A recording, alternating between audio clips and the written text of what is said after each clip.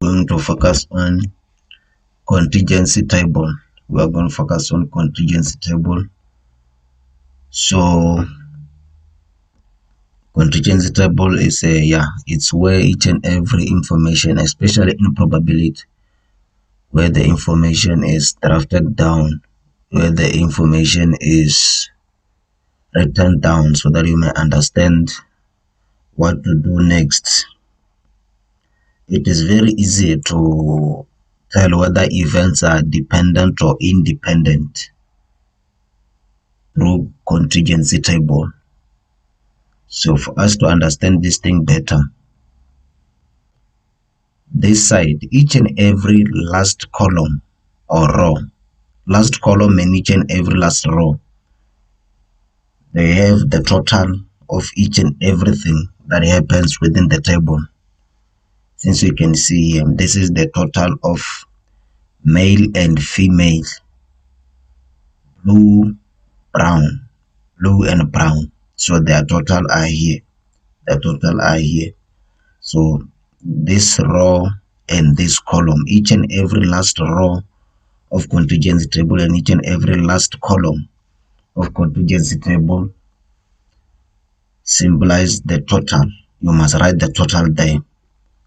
So the first question from the information that we are given that we are given the male bed, yes, and the female bed. From there, some beds have brown eyes, some beds have blue eyes. So male beds that have brown eyes are 70 and the male beds that has blue eyes are 20. So the sum of all beds, male beds that have, the sum of all male beds are 90. So from there, female beds that have brown eyes are 100 and the female beds that have blue eyes are 10. So the all female beds that were in these events are 110. From there, all beds, both male and female, that have brown eyes are 170. All beds that have blue eyes, whether male or female, some of them is 8. So far, that's why I said this column and this row, all of them, at the end, they must give you the sum. So what is the probability of female? When you are given this question, when you are given a contingency table, you must understand the statement very better. What is the probability of female?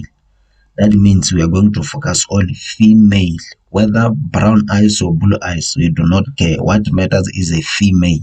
From there, we're going to focus on female. That means females, how many are they? 110, both of them 110. That's why here we said 110 divided by 200 is equals to 0.55. Secondly, what is the probability of male that has brown eyes? Male that has brown eyes. Now we are given that the group of males that we are going to focus on, they must have brown eyes. So we are going to focus on the row of males. Here are males. Brown eyes, okay, 70 of them have brown eyes. That's why we said the probability of male with brown eyes is equals to 70 divided by 200, which is equals to 0.35. Number 6 says, what is the probability of female given the probability of brown eyes? The probability of female given brown eyes. So what we are going to, from this concept here, this sign given, simply we are talking about the conditions or conditional rule of probability. The probability of a certain event given the probability of another event.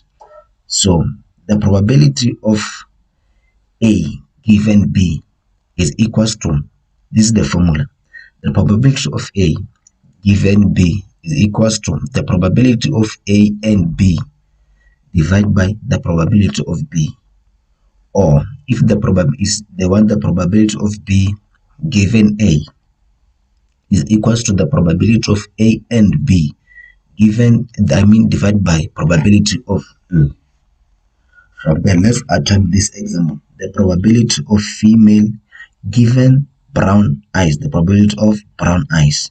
From the probability of female given brown eyes is equals to the probability of female and brown eyes divided by the probability of all brown eyes. From that, the probability of female with brown eyes are 100 divided by 200. Here, female with brown eyes is 100. That's why we said 100 divided by 200. All of them divide by the probability of brown eyes. All individuals with brown eyes are 170. We don't care whether it's female or male. What we want the probability of all brown eyes, which is 170. That's why we said 170 divided by 200. So all of them is equals to 0.59. 100 divided by 200, all of them divided by 170 divided by 200, then is equals to 0.59. Not forgetting that this 200, this sum here, is always a sample space. Is always a sample space. From there, number D, what is the probability of male given the probability of blue eyes? We are going to focus on males. This is the column of male. And this male we are given that the condition that we are given the probability of what? Blue eyes. Okay, we are going to focus on males and blue eyes. Males and blue eyes. Don't forget that the probability of male given blue eyes is equal to the probability of male with blue eyes divided by the probability of all blue eyes. All blue eyes. From there, 20 divided by 200 comes from the probability of all males with blue eyes. Males with blue eyes, which is 20 divided by 200 divided by, then this time here I made it simple. If you don't want to do it this way, you can do it this way as we did in number C. So 20 divided by 200. From there we divide all of them by 30 over 200. This 30 is for blue eyes, all blue eyes, whether female or male. Blue eyes divided by 200, which was 30 divided by 200. So from here we can apply the multiplication inverse, where we can say 200 over 30 times 20 divided by 200. From there we know that this 200 is going to cancel this one. From there we are left with 2 over 3, which is 2 over 3. 2 divided by 3 is equals to 0.67. This is the simple way, but if you don't prefer to do it this way, then you can do it this way. Both of them is either you come this way or this way, you will find the same answer. Lastly, what is the probability of blue eyes? Listen to this thing, the probability of blue eyes. From there, we are going to focus on the row of blue eyes. Whether you are male or female, we want blue eyes, which is equivalent to 30 divided by 200. 30 divided by 200 is equals to 0.15. So this was our contingency table and conditional rule. I hope you understood. If you didn't understand, you are welcome to comment. From there we will see how we will help you. Thank you very much. Thank you.